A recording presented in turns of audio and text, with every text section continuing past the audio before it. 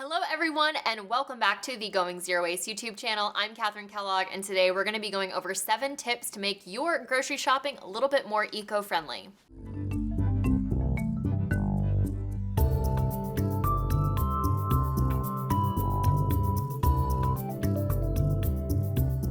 So typically when you hear a zero waster chat about grocery shopping, pretty much mostly all they mention is bulk foods. And that's cool. Like, bulk shopping is great. It's a great way to reduce packaging. However, that is not included in any of these 7 tips because I personally think that there are a lot of other ways to be eco-friendly at the grocery store that don't involve package-free food because not everyone has access to package-free food. I'm from Arkansas, which is definitely not the most eco-friendly, green, progressive state in America, and know what it's like to not have access to package-free foods, so that is not included in any of these tips. So number 1 is to bring your own bags to the grocery store. Very simple. Bring your own bags and bring your own produce bags too. It's time to graduate. You can graduate from bringing your own reusable bags to produce bags. So that way, if there is loose produce, which often there is, you can grab that in your own reusable bags to avoid any plastic produce bags. My next tip, to shop the perimeter. So you hear health experts say it all the time, and I'm gonna tell you too, shop the perimeter, because typically when you're shopping the perimeter, you're gonna be buying whole foods, and whole foods would be like buying flour to make cookies instead of buying, prepackaged Chips Ahoy cookies, or buying bread. Typically, if you buy it from the bakery on the outside, you could probably find it maybe in a paper bag instead of in a plastic wrap bag. Maybe the deli counter is there too, and so maybe you can bring your own containers, like a glass Snapware, to the deli to buy anything you might need. I love going there for parties and stocking up on all sorts of things like peppers, and they've got those like marinated peppers, which are so tasty, olives, things like that. You can bring your own container and have them tear that for you on the deli on the outside. And then of course, obviously tons of fruit and veg. And just by opting for a really, really diet that is geared towards more fruit and veg, which is my next tip, which is opt for more fruit and veg, you're going to be eating a more plant-based and plant-forward diet. And that is one of the best things that you can do for the environment, because animal agriculture and animal products typically have very, very high carbon emissions. And so just by reducing and instead opting for plant-based proteins like mushrooms and legumes and beans and grains like quinoa, things like that, you can drastically reduce your carbon footprint and also lower your grocery bill. Did I mention that when you shop more eco-friendly, you also are gonna save tons of money? Because if I didn't, you will also be saving tons of money. When I switched from eating a very high processed diet to a very low processed whole food plant-based diet, savings astronomical. I was buying Oreos and Pop-Tarts and all of these foods that really weren't adding any nutrition to my diet. They were just like fun snack foods that weren't really necessary for me to be eating, and not even that good for me to be eating, to, making my own cookies, maybe like on occasion, or if I really want a treat, I'll go out to the ice cream parlor, and we have an amazing, amazing, amazing ice cream parlor here called Mr. Dewey's Cashew Creamery, and the entire thing is all vegan and gluten-free. It is like my happy place. I love it so much. Whenever I want a treat, I just go out and I get myself a treat instead of relying on eating Oreos or like 4 packs of Pop-Tarts, which I would definitely do. This saved me a ton of money because honestly, those processed foods added up to a whole bunch of expense. Like a pack of Oreos is like $5, and Pop-Tarts, all of these like $5 items that were overly processed would be in my cart and add up for a huge portion of the grocery bill. And when I removed them and just focused on things like grains and whole fruits and vegetables, my grocery bill went way down. So my husband and I eat local, mostly organic, for under $250 every single month. My next tip is to just buy less. We waste a lot of food, like a lot of food.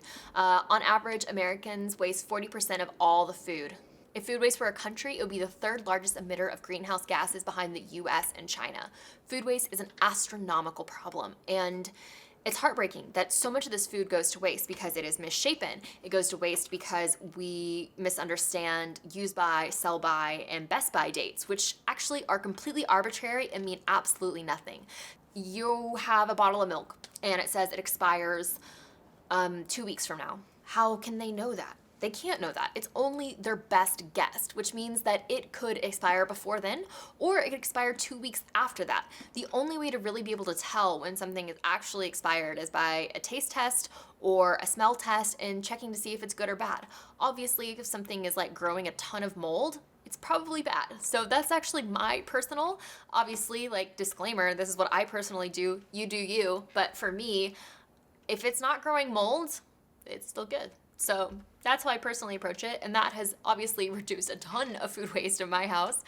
And when you are at the grocery store, kind of look for like the wonky looking vegetables. Look for the lonely bananas. Those are the single ones without a bunch. I wrote a whole song about it because lonely bananas, man, they need your help. Yeah, so there are small ways that we can combat food waste, but one of the main ones is just simply buying less. We tend to overbuy, we reach for what's on sale, and buy less. Next is reading your labels. So I want to do a whole post on this where it talks about all the different labels on food, which can be kind of confusing, but I'm just going to list one now, like Rainforest Alliance certified or fair trade or any of those labels. When you are shopping, try and find things that have labels like that, like non-GMO project or certified organic, or try and find labels that have, some eco-friendly, sustainable meanings. That way you can be confident in what you're buying and that you're supporting a regenerative agriculture system, which is a new label that just came out. So I want to make a whole video on that. If that interests you on what labels are out there and what they actually mean,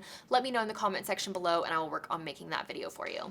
And then of course, shop local and in season. Shopping local and in season is one of the great things you can do for the environment, because food can have a really high emission tag because it might be coming from a completely other part of the world. If it's December here in California, tomatoes are not in season.